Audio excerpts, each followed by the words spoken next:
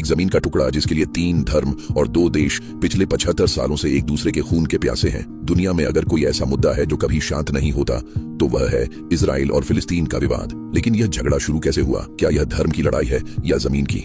कहानी शुरू होती है 1917 में, जब पहले विश्व युद्ध के बाद ऑटोमन साम्राज्य हार गया और फिलिस्तीन का इलाका ब्रिटेन के कब्जे में आ गया। उस समय वहां ज्यादातर अरब मुस्लिम रहते थे और कुछ यहूदी, लेकिन यूरोप में यहूदियों पर अत्याचार बढ़ रहे थे, इसलिए वे भागकर अपनी पवित्र भूमि यानी फिलिस्तीन आने लगे। यहूदियों का मानना था कि यह जमीन भगवान ने उन्हें दी है, जबकि अरब लोग सदियों से वहां रह रहे थे। 1947 में संयुक्त राष्ट्र UN ने एक फैसला सुनाया। उन्होंने फिलिस्तीन को 2 हिस्सों में बांट दिया, एक हिस्सा यहूदियों के लिए इजराइल और दूसरा अरबों के लिए फिलिस्तीन। यहूदियों ने इसे मान लिया, लेकिन अरबों ने इसे अपनी जमीन की चोरी माना और मना कर दिया। 14 मई 1948 को इजराइल एक देश बना। अगले ही दिन 5 अरब देशों ने उस पर हमला कर दिया। सबको लगा था कि नया बना इजराइल हार जाएगा, लेकिन इजराइल ने न केवल खुद को बचाया बल्कि फिलिस्तीन के एक बड़े हिस्से पर कब्जा भी कर लिया।